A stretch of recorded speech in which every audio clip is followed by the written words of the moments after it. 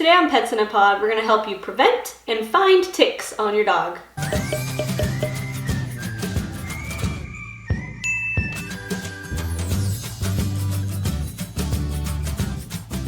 Hey everyone, it's Taylor with Pets in a Pod, and I'm here with Minnie, and today I'm going to show you how to firstly prevent your dog from getting ticks, but if they should have any, I'm going to show you how to check for them too. So let's start with the prevention.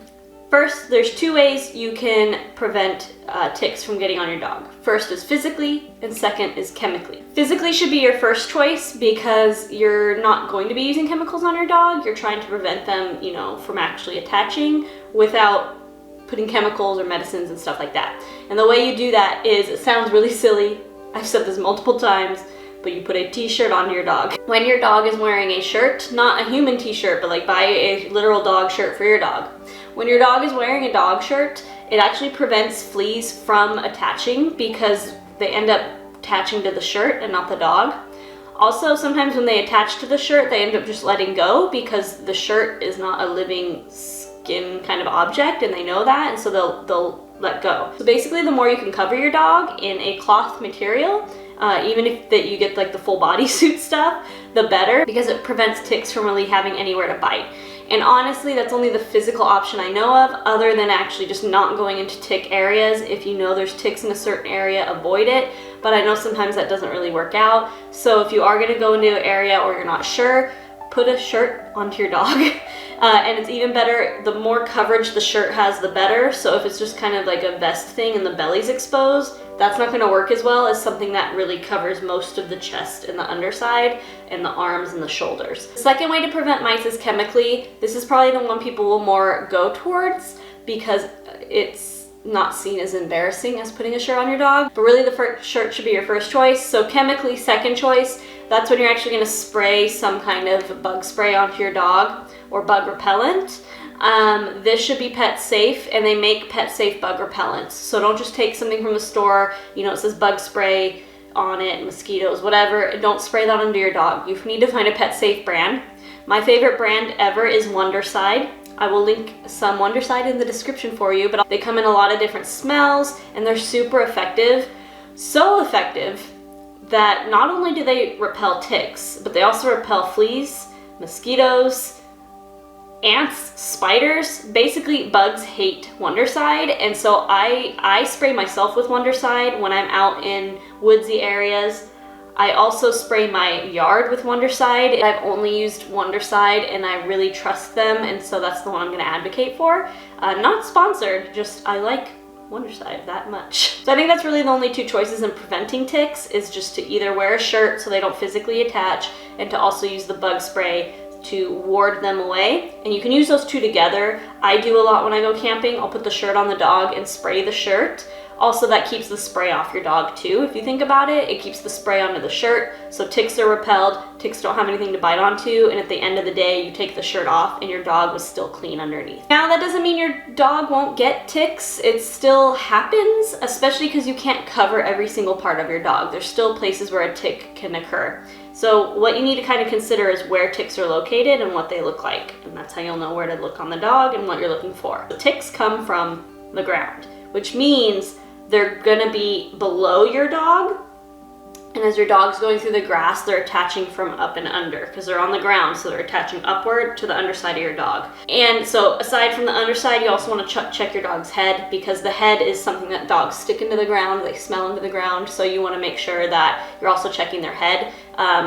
That's a really good vulnerable place for ticks as well. So a tick to your eye is gonna look generally like a little black dot, because if it's first bitten, it's not gonna be all big and bloody like you might have also seen in pictures and video. What you're gonna do is you're gonna look for the tick. It's like a black dot, and you might see like little pinchers coming off of it.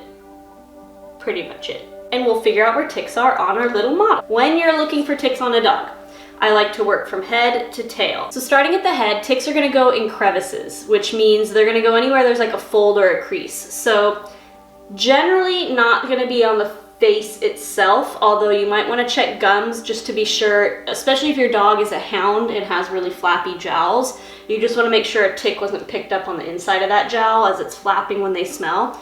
So just kind of check under the lips. But the most common place for a tick to go head-wise is going to be ears, whether the ears are down or whether they're up. So you want to check within the ears and around the ears really thoroughly. And when you're checking for ticks, whether your dog is a dark colored dog or a light colored dog, I really like to use a flashlight. It just makes things stand out. So especially on Minnie, who's a dark dog, and ticks tend to be dark in color, a flashlight can really help, because as you're kind of parting the fur and brushing it and going through it, the flashlight just makes things more obvious. Next, you're gonna go downward to the rest of the body. Ticks don't tend to attach to the neck. Check it, but not common. Keep going. Top of the shoulders, also not very common, because remember, ticks are attaching from up and under. A huge, very common place for ticks to attach is in the armpits of your dog, which is why it's also recommended you do the shirt, the t-shirt, because that will protect the armpit area, and that is so common. So you really want to thoroughly, go through the armpits, brush the fur away, use the flashlight, very thoroughly check their armpits, down their legs, and in between the toes. People tend to just kind of check the body of the dog, go, oh, your armpits look clear, nothing in your ears, good. Check between the toes. Their toes are very compact, they are very grippy with a lot of little spaces in between. Ticks love it, and guess what's on the ground all the time? Their feet. So since their feet are constantly on the ground, and that's where ticks are coming from, you really want to check between the toes. From there, the kind of, I call this Minnie's barrel, but the barrel of the body, the abdomen. Again, ticks aren't really going to be there. You just want to do a light checking. Also, if you can't see visually, I also like to just run my fingers like that, almost like you're scratching them, because we're really sensitive with our hands, and so sometimes you're able to just feel kind of something odd. And it's good practice to do this anyway on occasion, just kind of run your fingers across your dog's body in all kinds of different spots, because sometimes you'll be able to feel something that's off and you can identify it then. Once you're past the main part of the body, just like the front, ticks like armpits, they also like the back, kind of where the hips join. So underneath here, right here underneath, you want to check all that for ticks as well, all around like the little bum area, and then all the way down the legs and the feet. So the most important place to check for ticks: armpits, hips, and ears. Very common for ticks to be found there. And then less common, but still a big point, is the arms and the feet. Check your dogs for ticks, especially if you're in an area where you know they were happening, or like foresty or dense, or there's a lot of like leaf litter on the ground.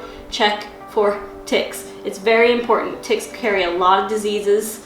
As you can see, ticks carry all of these with them that could infect dogs and humans alike. I don't have a way to show you tick removal because I don't have a tick to remove, but in general, it's also a good idea to carry tweezers with you. Tweezers are a big help in removing ticks, but there's a specific way to do it, so I recommend you find a video where you can actually see someone doing it, because otherwise it'll be very hard for me to explain to you verbally. Alright guys, that's it for Pets in the Pod today. If you have any questions, please leave them in the comments. I do post videos every Friday, so please come back and subscribe so you don't miss anything. Bye!